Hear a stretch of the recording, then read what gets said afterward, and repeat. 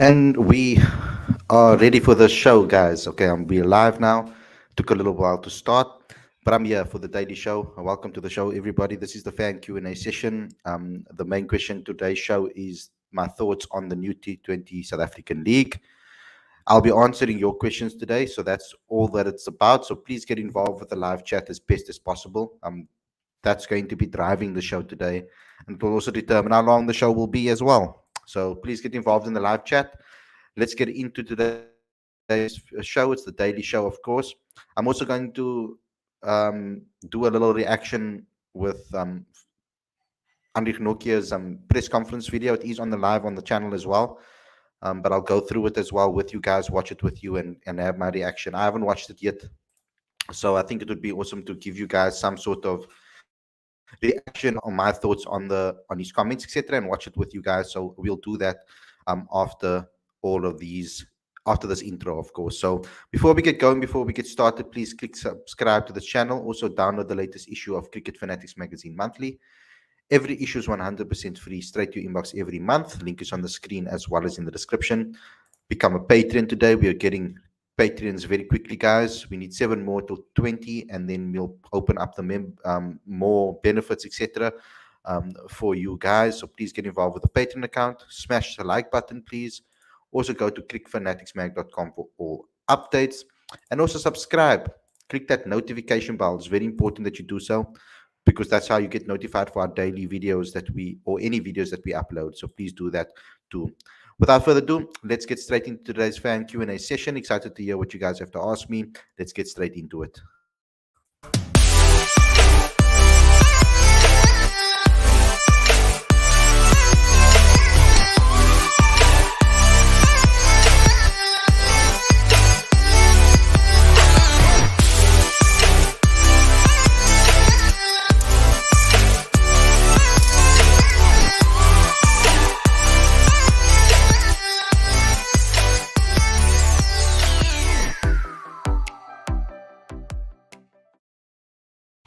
A very good evening and welcome to Cricket Fanatics magazine. This is your daily show fan Q&A session. I'm your host Khalid Maiden.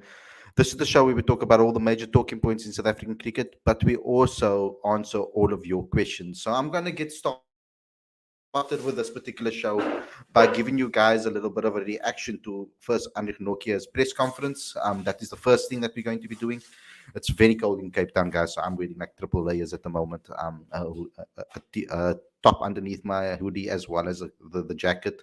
It's extremely cold, but it's nothing compared to what obviously some other people might feel in other countries. So I know it's all relative to us and our climatization and all of those type of things. But let's get into it. I'm going to first and foremost just react to Andrich Nokia's press conference. So I'm going to watch it with you guys because I haven't had a chance to watch it quite yet. Um, so let's start chatting. Let's first watch that and react to that before we get started. I think that's a good way to start the show. So let's get into that first and foremost. Um, Daily show. Cool. Let me just share that with you guys and see what Andrich Nokia had to say. I mean, I was interested in hearing some of the things, and I mean, especially with regards to his bowling and how he's feeling. So let's see if the journalist actually asked him the right questions. Be doing well. And Nick, I just want to ask you about your experience of bowling in that ODI, having not played, I suppose, longer than T20 cricket for such a while. How did you feel about the amount of overs you bowled and kind of how did the body hold up and anything else you want to add on that front? Yeah, it was good to obviously have the warm-up games. I think that was sort of a good base just to see how the body reacts and just to get used to the amount of overs. Obviously been putting in some hard yards at home before the build up, and then when we got here didn't have too much training before the first warm-up game, so it was just slowly building it up into sort of to try and be ready for the first ODI. I think all in all very happy with how it went and how the body's reacted after the game, so quite happy with the first game, yes. Thanks, Feroz. Here, then Johan. Hi, Anrich. Just a question on England in terms of how you think they'll react now that Ben Stokes no longer in the side and somebody like possibly an attacking talent like Full Salt coming into the team. Do you think that they'll react in a positive manner tomorrow? Yeah, you hear all about the things in the media about how they want to play their cricket and how they want to go about things. So I'm sure they'll be looking for someone who can sort of fill in that game role that they want. So I'm sure they'll be looking at someone who can be quite attacking and aggressive. I'm not too sure who's going to come in. We'll have to see tomorrow what they're gonna bring and how the guys are going to play. But I think all in all, they'll probably stick to what they've been trying to sort of produce over the last few years, is try and be quite aggressive. So can't see that being going any other way. I don't know if you guys have noticed, and it's maybe just me, but Andre is not the first person to speak about the way England plays, and it comes across a little bit like, like I don't know what the exact word is to describe it, but it's almost like, so by the way, yeah, they are playing this style of cricket, and um, almost dismissive in a way of what they're doing. I could say to an extent, they don't seem like they want to go the same route. That's what I'm trying to say, and that's the impression I'm getting from a lot of the South Africans that have been speaking about this aggressive cricket that England are playing. So um, we want to see more of what we saw in the first ODI, of course. If the wicket is obviously sporting for batters, then obviously we'd like to see the batters dominate and score attacking runs too. Um, but it does come across like they don't agree with England's mentality when it comes to cricket. So that's just the vibe I'm getting. I'm not sure if you guys are getting the same vibe from some of the players that have spoken about it. But yeah. Thanks, Zahir. Johan? Hi, Andre. Am I correct that your first tour to England, or first time you're playing in England? Yes, that's correct. Yeah. No schoolboy cricket for under 9 side. No. Just visiting 20. I think it was 2010. But otherwise, no. First time playing cricket. Yeah. Great. We are going to give a chance to the floor before we go back to Talford and Amir online. In the past, when South Africa has played England, we've been quite excited to see you versus maybe Mark Wood, Jofra Archer, get those speed gun wars going and see how it goes. Obviously, England have had a lot of injuries. Their 3 or 4 fastest bowlers have gone down this summer. Just I wonder from you, do you like to see other fast bowlers in the game, and sort of does it help you crank it up a notch to see that, and also how you staying fit at the moment, because it's tough job when you're playing across the formats and bowling at the speed you're bowling. The first one is it's sort of sad to see that they're not here and to be playing against them. It's always nice to see them competing against us and to sort of have the best guys or the fastest guys, or at least 1 or 2 in a team, to be in the England side. I think having Mark Wood and Jofra has been a major. They've played major roles in the England side, so hoping they can have a speedy recovery and get back and just sort of produce what they've been doing in the last few seasons. Playing all formats, it is tough. I've basically been playing a lot of T20 cricket the last while and now back into ODI again. So really nice to just get into ODI and into the longer format, get some rhythm, try and get the body going, get used to some bigger loads again, and hopefully just build it up onto the test matches as well. So really excited about what's coming up. It's going to be a very busy schedule if I'm not mistaken. I don't think we've got a lot of time at home, and we're going to be on the road quite a bit, but quite excited. It goes to the extremes. You get injured, you're at home for quite a long time. You get into cricket again, and you're on the road for a long time again. So really excited about what's coming up, and hopefully the body can just sort of stay in good nick and try and do my rehab and my everything that I have to do. But yeah, really excited about what's coming up. Okay, so it sounds like he's still doing rehab there, guys. So that does explain what I've been speaking about with regards to Andre. I said quite a bit. I've been seeing him not necessarily hit the strides that he was hitting before. Rhythm-wise, you could see that he's a little bit off with some of his lines and lengths, etc. So it does make sense because of the workload and the amount of time they're traveling, the amount of cricket they're playing. I mean, he came back into the IPL playing competitive games very quickly after he recovered from his injury. And the fact that he just mentioned rehab over there too, so that he's probably still working on that as well, so that he doesn't get injured or doesn't get a recurring injury again. So yeah, that does explain a lot. And Andrich, I hope that he gets to the top Andrich that we know by the time the World Cup comes around, because we're going to need a fully fit Andrich Nortje for this particular World Cups that we go and play, particularly the T20 as well as the 2023 World Cup as well. So a lot of games to play. We need him fit. Um, we need him obviously doing everything that he can be doing, and that he is putting in the workloads that he needs to do so that he can recover as well. The rehabilitation and playing, man, he's probably living off Bernardo like a. Is there anything special that you've learned to do to look after yourself? The sort of the rigors you put yourself through. Yeah, no, it's just trying to stay fit now and stay on the Sean, I should read your comments before I read it out live with the show. park. Obviously, I think since a young age, I've been fortunate enough to have good trainers and to try and do the right things at a young age. So I think that sort of helped me at the start, and then I'll just try and focus a lot on prehab and rehab as well. So that's probably the only thing that's changed. I'm wondering what you've been told about the pitch here, because it can be one of the hardest and bounces in England. Yeah, we're not too sure. We don't want to read too much into the past. But yeah, they say it might play, or from what I understand, might play a little bit in the previous venue.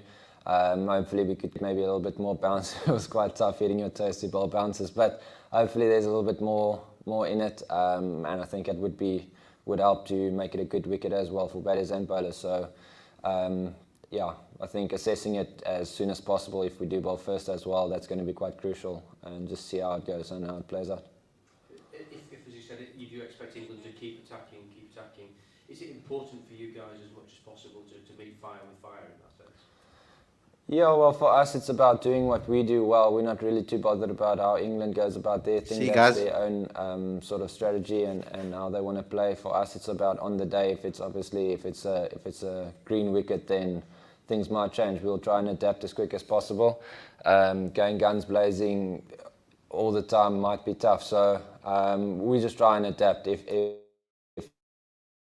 it's a good wicket, then obviously adapt and see where we have to bowl and what we have to do. Very good batters coming from a bowling perspective, very good batters in the team, so we have to be on it. It doesn't matter where we're playing, so we have to stay on our toes and sort of do our homework. So yeah, just really excited to see what this whole series is going to offer for us as well. Great, thank you. We'll go Talford, Amir, and then Ken. So guys, that's very important that what he said there. They are not going to be worried about what England is doing in the way they're playing their cricket.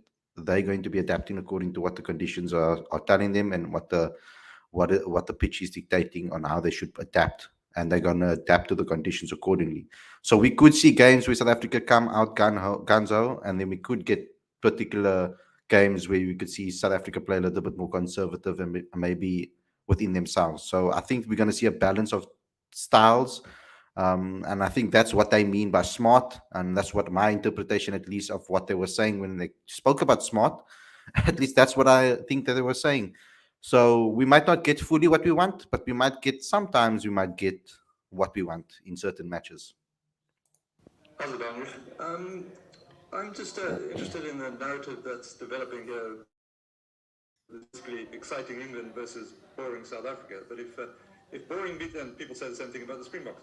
If boring beats exciting, then you know, whose fault is it? It's exciting's fault, isn't it?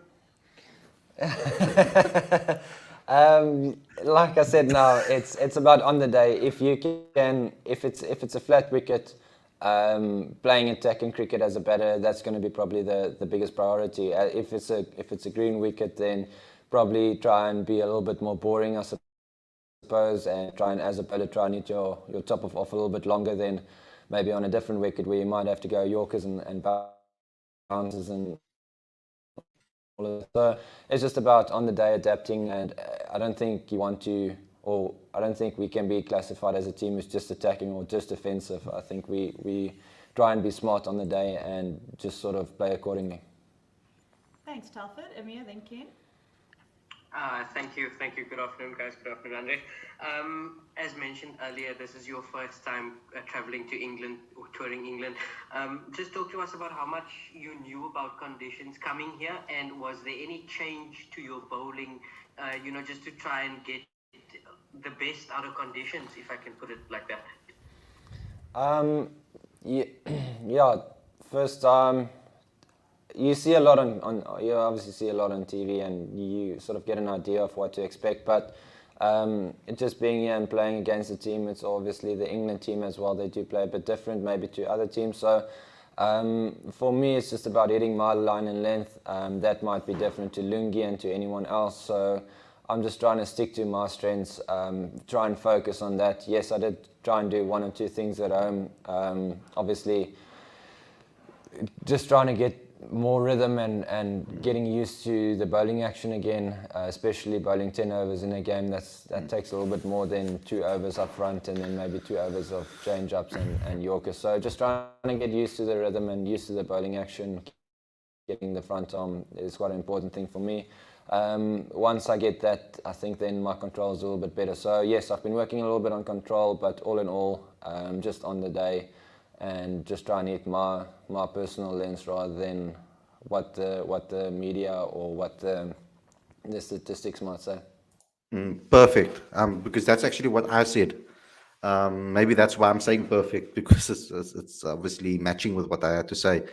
And I specifically spoke about Andrich and his stock delivery, making sure that in ODI cricket, he hits that stock delivery more than often, because majority of the times his stock delivery could take wickets too. So he needs to hit his line on links consistently, and then maybe a couple of variations in between. But what's going to make Andrich Nortje, what is a negative for Andrich Nortje, is his pace. When he does bowl quickly and he misses his lines and links, it kind of goes to the boundary a lot quicker than others. It's a lot easier to get him away off the pads, getting quick extras, etc. of him. So he needs to make sure that he fine tunes that and make sure that his stock delivery is his line and lengths are like almost perfect, because he can go for a lot of runs if he misses his lines. He's not the same type of bowler like Lungi, like he admitted, and he's not the same type of bowler like KG. They do different things. They have different skills. Yes, like he said, he did work on certain things, which I thought he would, a little bit more variations, etc. But what makes Andrich dangerous is if he can hit that spot consistently in ODI cricket. If he can hit his line and links consistently and not be too wasteful and not give people too many half volleys and not miss his line too much on the leg side. Awesome. Thank you. Thanks, Amir. We are going to take the final questions now. So we're going to go Ken first, then finish off with Zahir. Thanks, Lucy. Hi, Anrich. Very well bowled the other night. Old Trafford, the last 10 ODIs there, the team batting first won 8 of them. It's another big field again, like in Durham. Does this suggest similar sort of game plan from the Proteas, and in terms of the attack, your spinners being really important in the middle overs, and you fast guys kind of putting on the pressure at the beginning and the end of the innings? Well, let's hope we win the toss if that's the case. But I think we haven't. I'm not sure if we've had a look at the wicket yet. We just arrived here, so obviously adapt to the conditions. But yes, our spinners have been really well. Sort of crucial for us. They've done a really good job during the middle overs, especially Kesh as well at the start. So if we can just all sort of contribute and do our little small bits. Nothing fancy, then hopefully we can pull it through. We just have to stick to our basics. Thanks, Ken. Fido, Senza here. Andrich, you're a bowler, and so workload management is always part of discussions around your schedule. But obviously, the schedule is also in the spotlight at the moment, with England playing so much cricket. Just what are your thoughts on the calendar and kind of how much you guys should or shouldn't be playing? Good question. That's a hard one. I don't know. I don't have the answers. I'd love for us to play a bit more Test cricket, but all in all, yes, we're very busy. We on the road most of the time. luckily bubbles are done now, so hopefully that would give us some more off time. I think we've been away from home for a long time, but the cricket has been limited at stages for the amount of time we've been away. So hopefully with the bubbles being a little bit less or no more bubbles, we can be at home maybe a bit more, have more off time, and then just get straight into cricket. We don't need to prep as much as in the past, I think. So that's maybe a big positive and maybe something we can work around because we're playing so much. Thanks, Fidos. And then Zahir?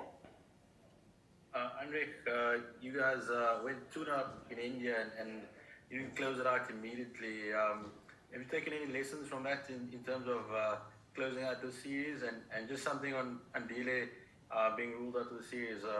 What does it mean to the side? Yeah, we mentioned that in India that third game was going to be our sort of like a final for us. We didn't get to it.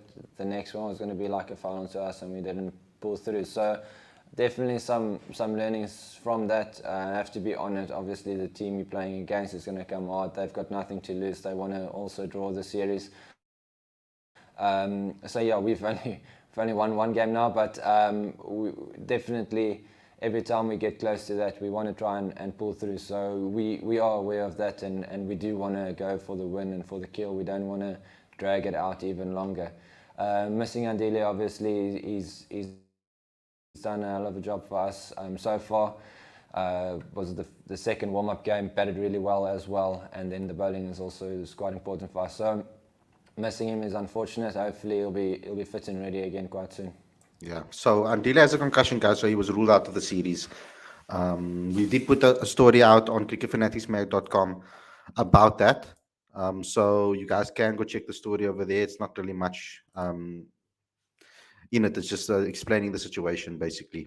So let's get into your questions. I think it was a decent press conference. He gave us what I needed there. He actually gave some insight into why his rhythm isn't at the top level as we expect.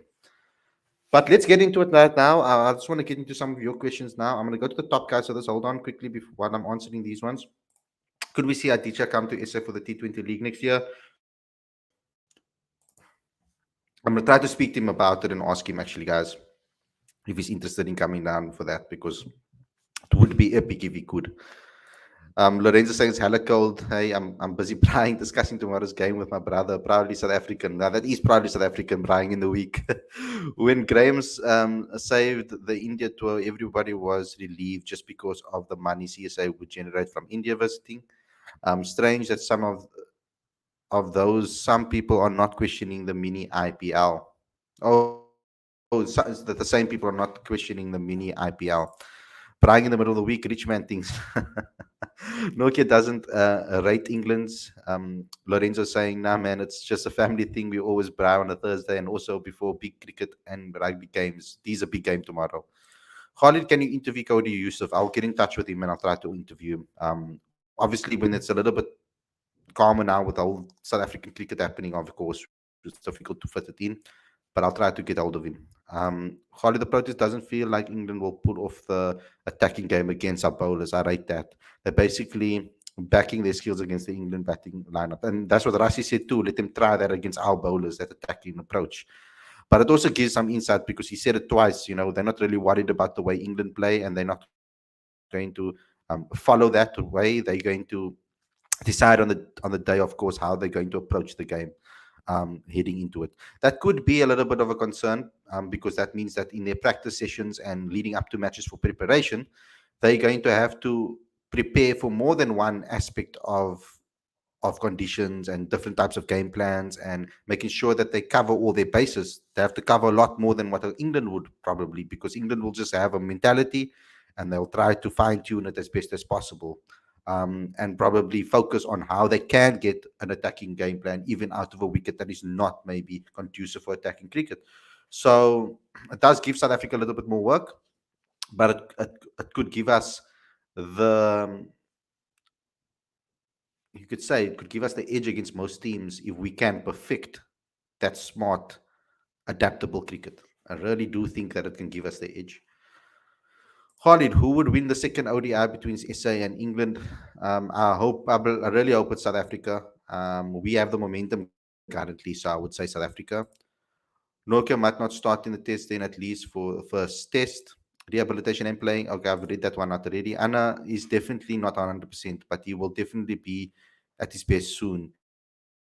We should just relax a bit. Yes, and we should. I'm glad that he mentioned that. So now there's an understanding and a narrative there that was spoken.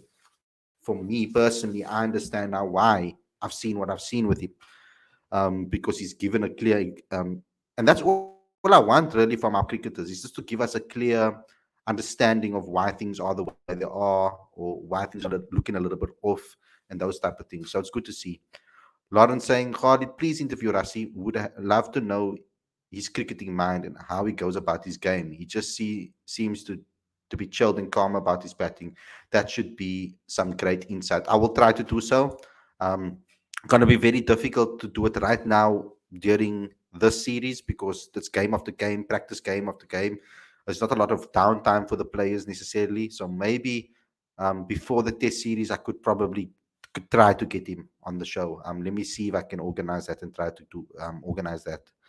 Um, Despite Nokia still being on rehab, he is still bowling fast. Yeah, and I'm sure they probably just give him a little bit small little rehab things that he needs to think about. That he needs to take to bear in mind, or maybe they tell him not to do certain things, etc. But he's probably still doing rehab on top of his competitive games as well, which is a good thing. I think it's good, rather good to be safe. I'd rather be safe than sorry with him. Interview KG. That would be awesome to interview. I've tried before, guys, many times. It's never worked out. I've got very close once, and then Karma or whoever didn't want us to get the interview done.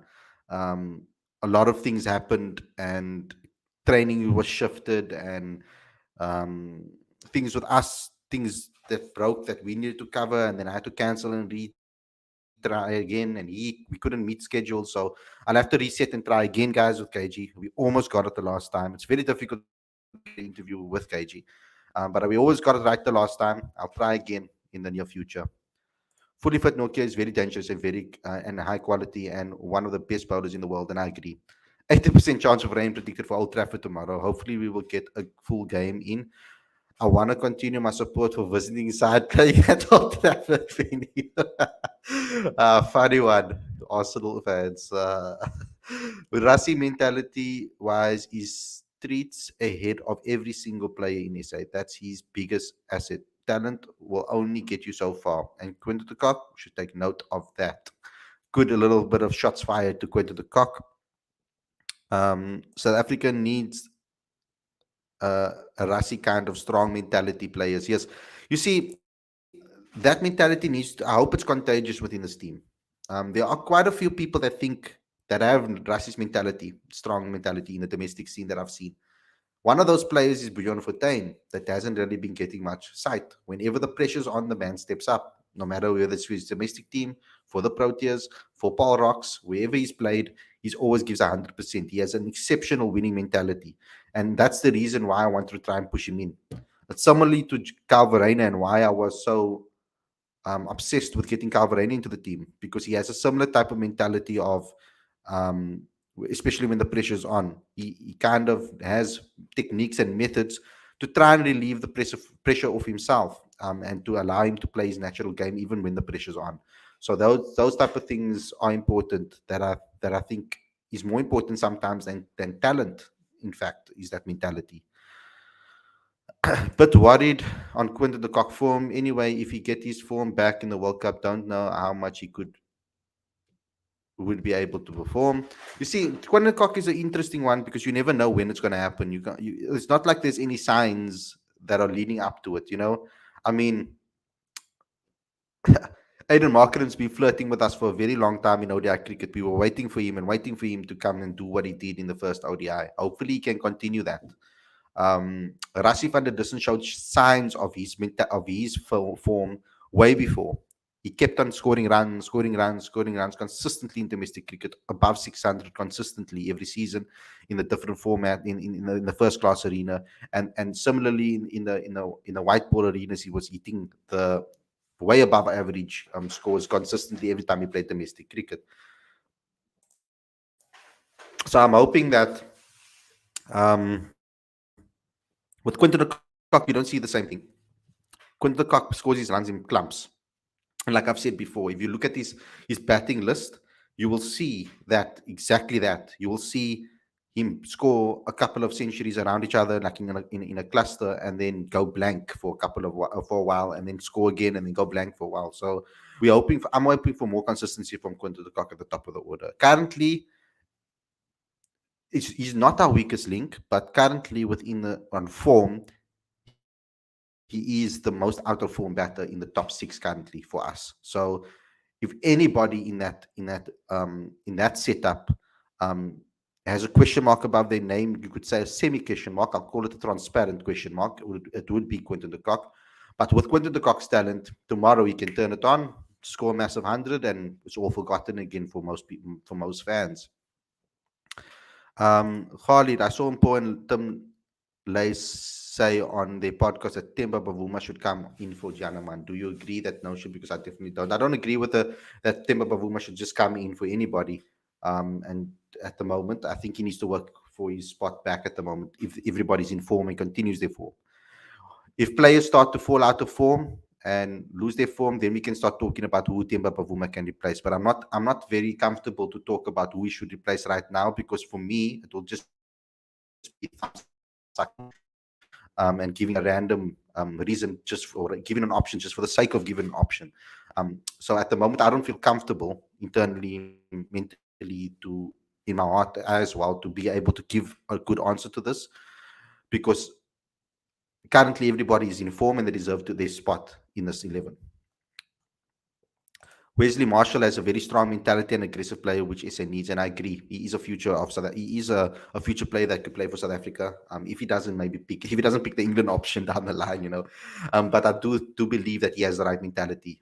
Richard Das Neves, that Easterns team that he grew and built there, a lot of them think like that, like Wesley does. And if you watched our interview exclusive with Wesley Marshall on this channel, go ahead and watch that. He gives amazing, amazing insight into his mentality and what he's learned from Richard Das Neves and what he's learned from his journey in South African cricket.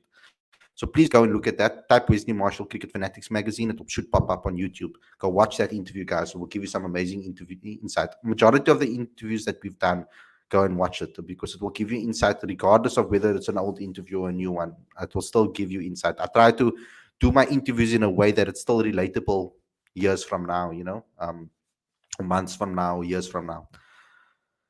Quinton de Kock always puts extra pressure in the ICC trophy. Klaasen should take his place in limited overs. He retired from test that suits him most and best format to get form back. Ryan Ricotter or Jonathan Bird are perfect replacements as aggressive batters and perfect replacements for de Kock. Quinton de Kock should get a serious reality check.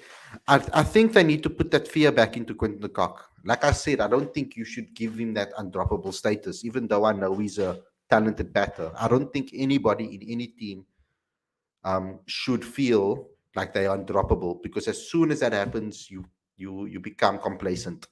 You fall back and you become comfortable, and then you don't necessarily score or don't necessarily play at the level that you are supposed to consistently enough.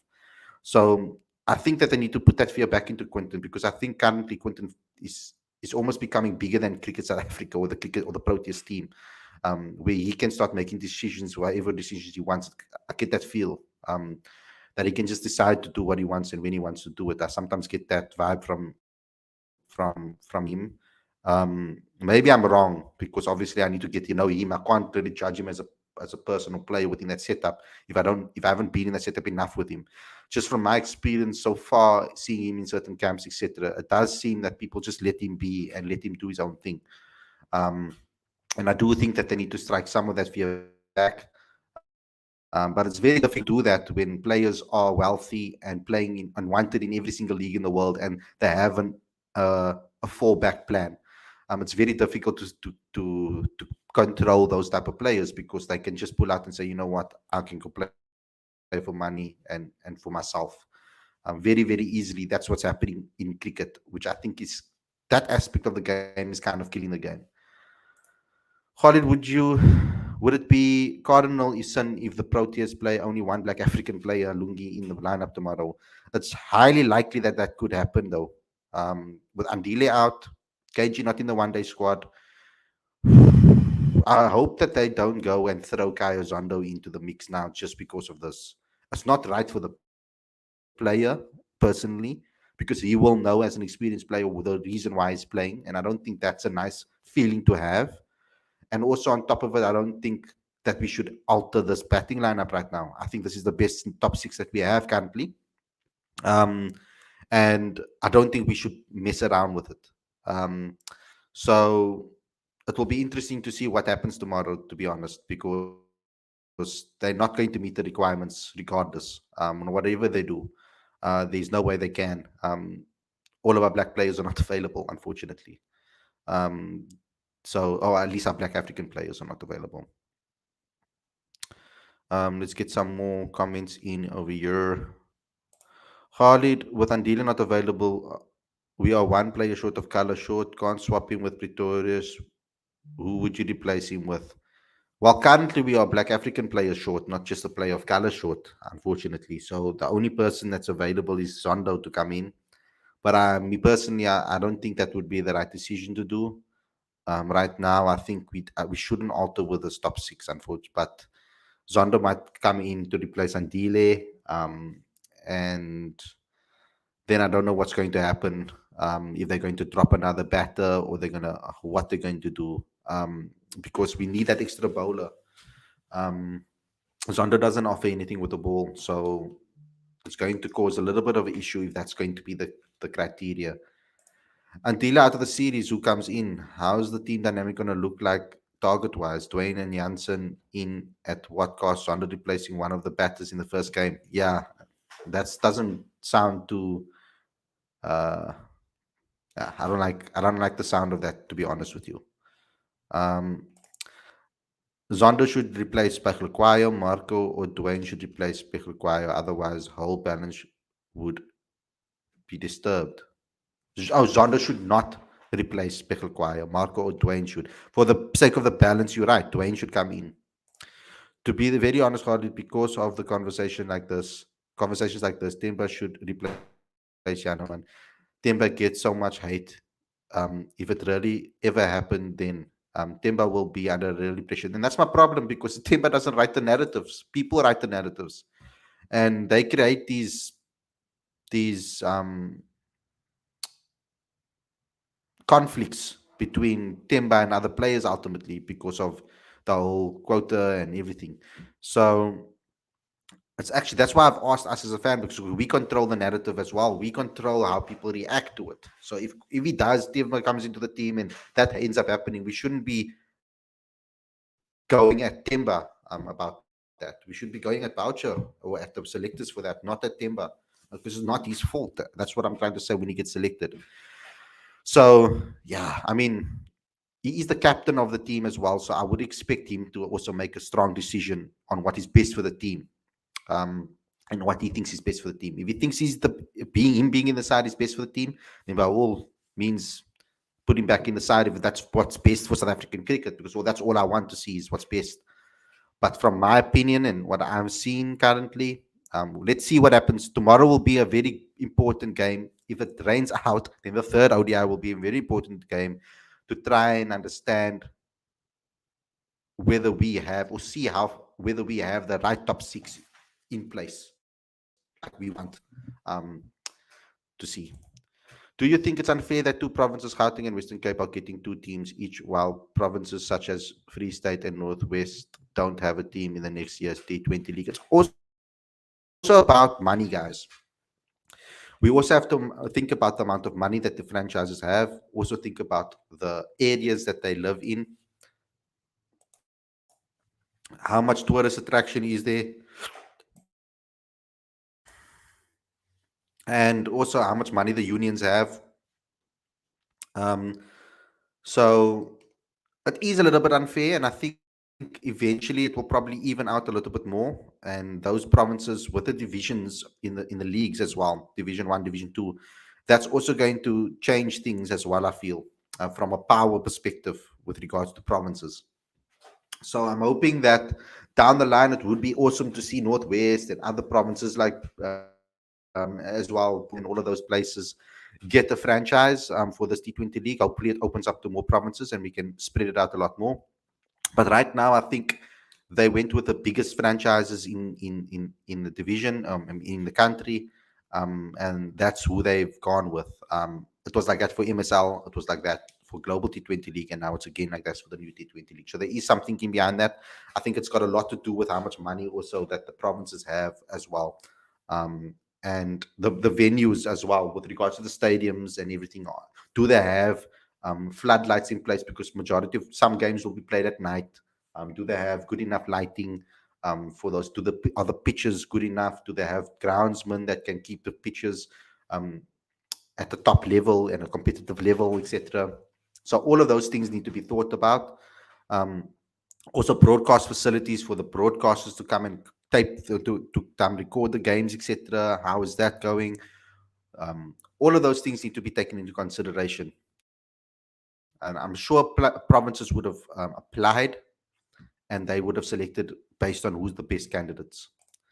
If Riley performs well in the T20, is there any chance of him bringing him in ODI arena, even Stubbs? I don't. I think T20 is fine for Riley Rousseau. I haven't necessarily been very impressed with him since he's been back in one-day cricket in South Africa. Um, but in T20 cricket, 100%, there's no question about that he should have been in the team, and I'm happy that he is. Um, I don't think we need to mess around too much with the ODI side. I think this ODI side is good enough. Riley comes in, whose place does he take, guys? Because we also have a Davis that's going to be hopefully have a great domestically and put up his hand for this ODI side too, and Stubbs as well. Biggest question: T20 league teams are mostly owned and run by local entities. Hence, the attention is split between profits and growing talent. With foreign owners, will there be too much attention be on profits? Um, a lot of the attention will be on profits. I saw something that South Africa is going to be earning like 150 million in a couple of years. I don't know how many years it was. I think I need to go double check again where I saw that. Where did I see that? Where did I see that? You rattled me now. I can't remember where I saw that. When I find it, I'll let you know on another show, guys. I'm not going to look for it right now, but I saw that they will be earning quite a bit. So there is going to be a lot of focus on profits. Yes, I mean it would have been nice to have local owners, but I don't think we have the money that we're looking for. Local owners, I don't think local owners have the profit margins and the money to be able to invest in a big league like this, because ultimately these owners are it's pocket change for them. They're using their pocket money to buy a team. Ultimately, that's like loose change for them.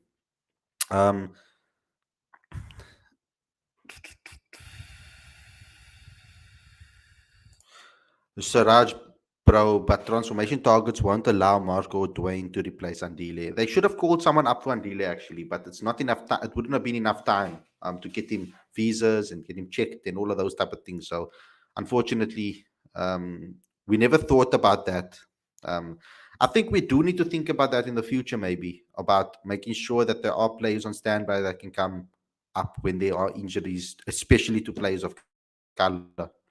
Because for the quota system and stuff and the transformation targets, if we want to implement them, then do things properly, then prepare for it properly. If you wanna do the right thing by people and by the country and by transformation, then plan properly. You have to have backups in case something happens to your Black African players, because we've got majority of the time we've got specialist Black African players. We've got all rounder, an opener, or top order batter, and fast bowlers. That's that we have specialist positions for our Black African players. So we don't have these versatile players necessarily that are Black African in the country. They are sticking to certain positions or certain roles. So we don't have necessarily a Ryan that can bat 1 to 6 and we could and keep, or we don't have Tristan Stubbs who can open. He can bat top order, middle order, lower order, can keep and can bowl. You don't have guys like that. We don't have guys like that in the system, unfortunately. A lot of people of color like that in the system.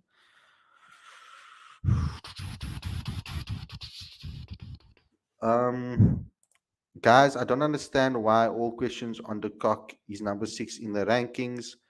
I don't think there's question. The questions are around the cock. It's just about the questions about the cock have been coming around because of consistency, and he's currently not in the best of spaces with regards to his form across formats.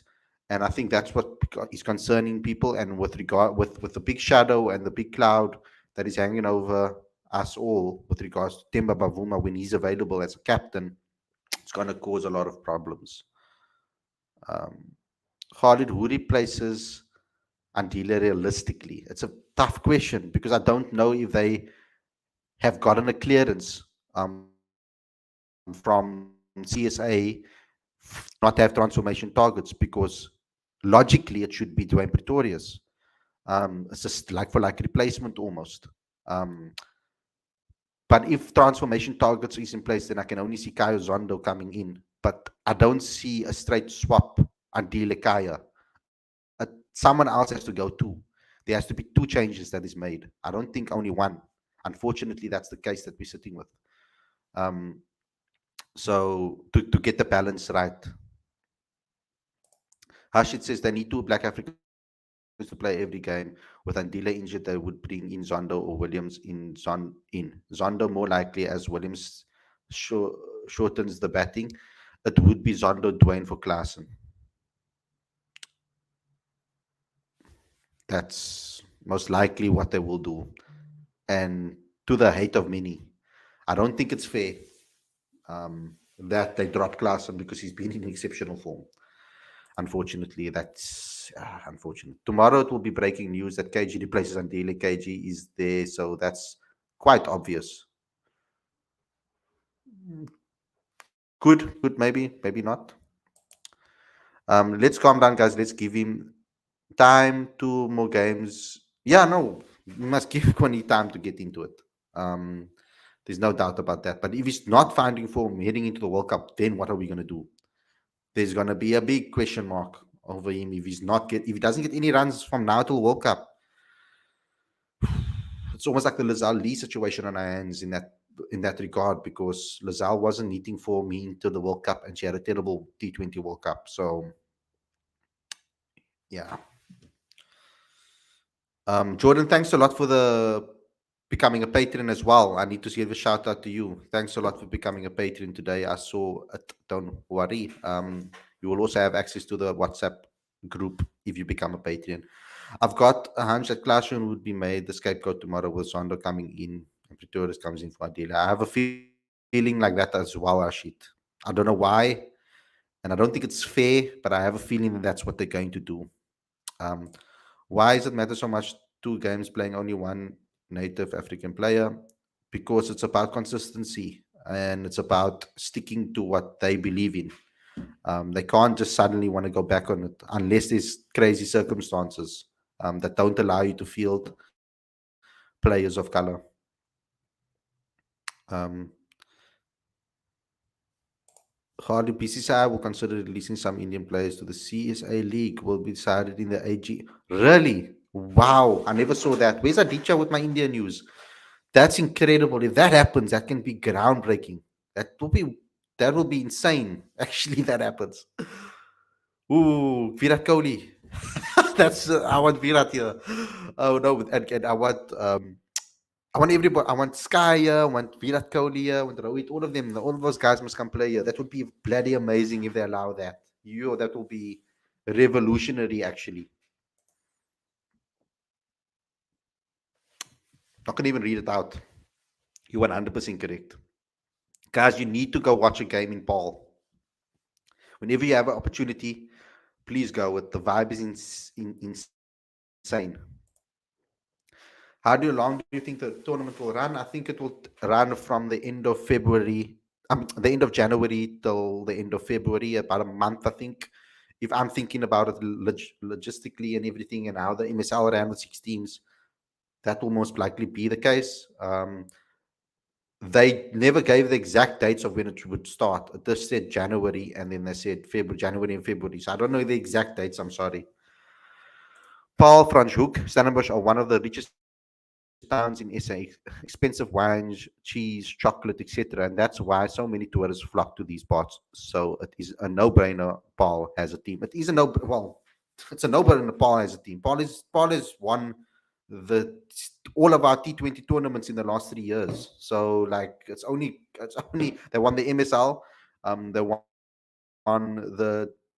they won the T20 competition as well, the local T20 competition. So there's no questions about them. They were actually one of the best franchises in the MSL, so they deserve a team.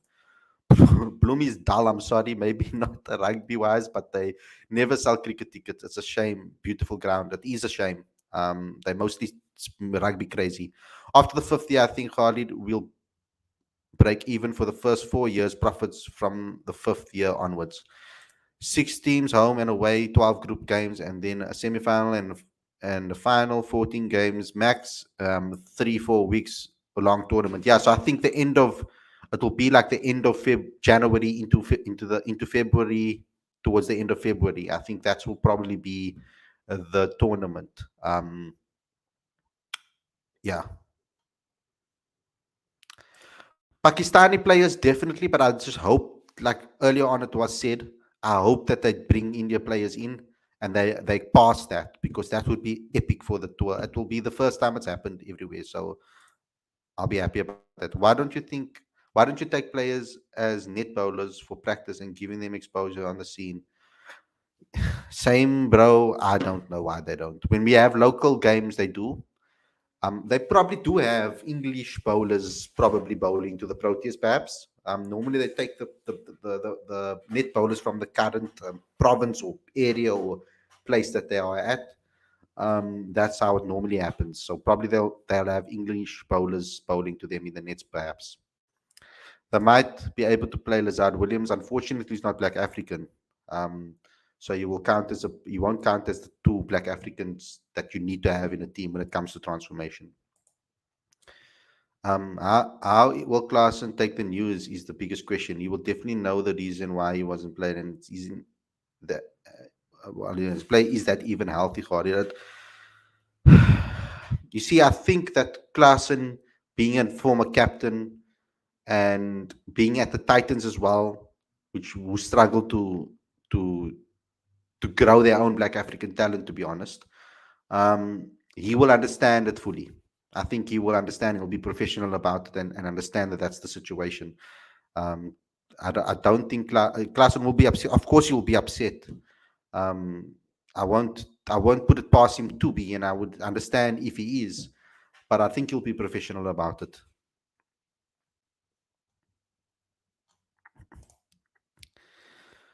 Khalid, are the big grounds in England in favour or against SA style of play, and how do they help us heading to Australia? It definitely helps our style of play. Bigger fields definitely help our style of play because it's more difficult for batters to clear the boundary and play an aggressive style like you saw in the last game. The flatter pitches obviously take allow us, and bad conditions actually suit our style better. South Africa found a way to actually, which is also smart. I have to give them the credit. They found ways to battle in difficult conditions. We've now played in difficult conditions a couple of times and done pretty well. So we're finding ways to combat that, and I think that is excellent from South Africa's part, that they are doing these type of things, that they are learning how to do the difficult things, because obviously the wickets that are easy to bat on, it's straightforward. Um, Australia do have big grounds too, but the wickets are very spicy, and the ball comes onto the bat a lot quicker. So it's a little bit easier, I think, to clear the boundary in Australia than it is in England on a flat track. Um, but we'll wait and see. What it does help us with, and how I think these conditions help South Africa is particularly for guys like Andrik Nortje that are struggling to find rhythm and consistency. And the Bray Shams is one in the one-day international format. Those guys are considered wicket takers, and generally speaking, we forgive them if they go a little bit wayward. because they're trying to go for wickets. But these conditions really help our bowlers. Um, it won't necessarily help. I would like to us to play on a spicy wicket that is moving around a bit, because I think our batters need to learn how to play against seam deliveries that are moving away as well as swing deliveries. So I think that needs to happen at some point, because especially the Markrams, Yaneman, I think they struggle against the moving ball a bit, and I think they need that exposure and experience before Australia, because Australia's wickets I think are going to be a lot more grassy and bouncy, and so tomorrow's wicket should be the way they describe the wicket. It sounds more like a Australia type of wicket in a way, you could say, close to it. It's a bouncier wicket apparently, but if there's rain tomorrow, that's going to be very, very unfortunate. Looking ahead now, Khalid, Vian is on 147 not out. Hope he can maintain this form and have him back at number 7 in the test arena. He needs to also do it domestically, guys. Put on the runs domestically. I remember going to watch him play domestic cricket, and he was really struggling in the 4-day arena. Really, really, really struggling to score runs. The wickets there must be very flat as well, which will aid it. Hardy reports are making the rounds that Smith and Ganguly are in discussion about Indian players playing in out competition. Imagine Dhoni at Josie's. Oh my lord. That will be imagine Dhoni playing in this league. It will be insane. The and for us as a publication to be able to have that access to those type of players will be phenomenal. So I hope that happens. All I want is our first ODI series win in England tomorrow. Holly. That's all I want to 100%. Imagine KB and Bumrah bowling together in South African pitches. Woof, woof, woof, woof. It's going to be epic. I hope that it passes. Graham Smith, go for it. This is what Graham Smith's strength is, guys. And that's why I said no. DOC for him, no. Technical director, yes, because he will be able to do things like this.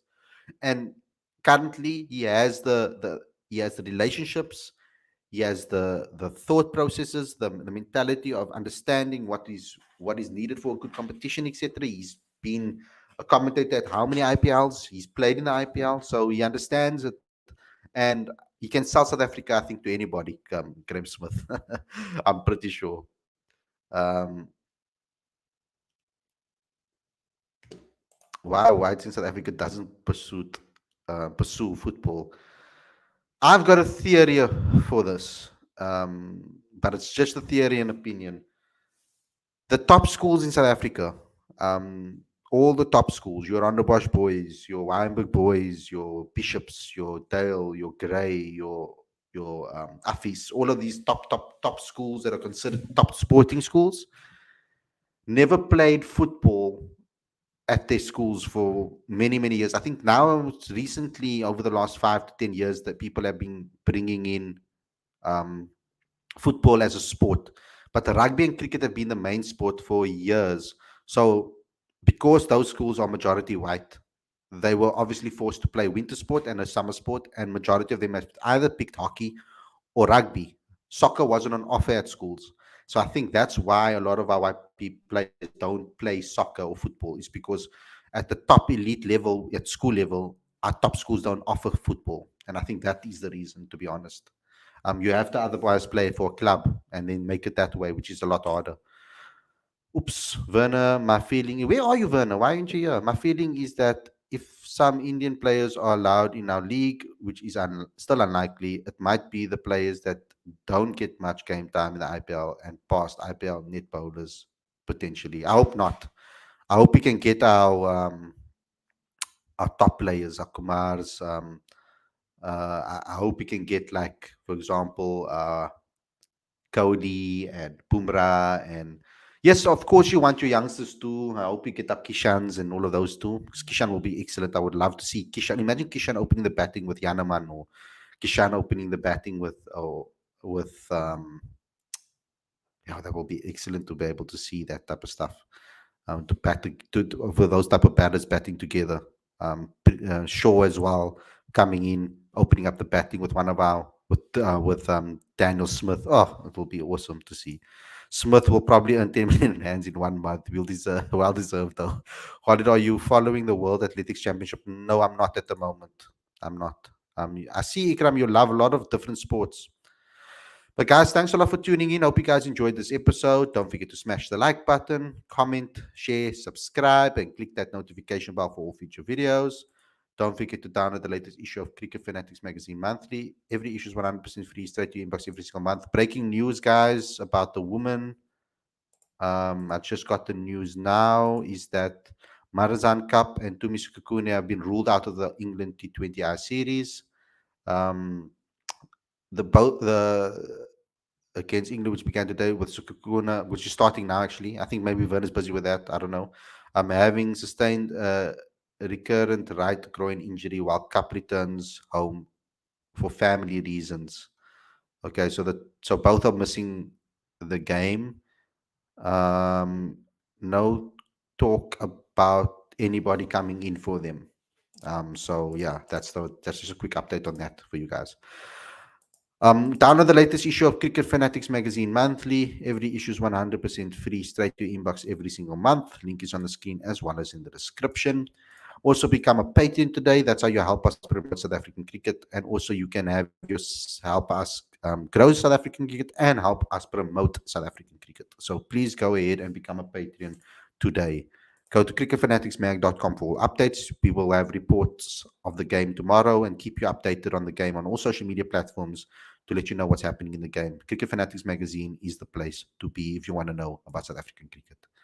But guys, thanks a lot for tuning in, and I'll see you guys tomorrow with another review show. I'll say directly after the game. Please enjoy it, have fun, and have a great evening as well. Take care, and I'll see you again tomorrow, guys. Peace.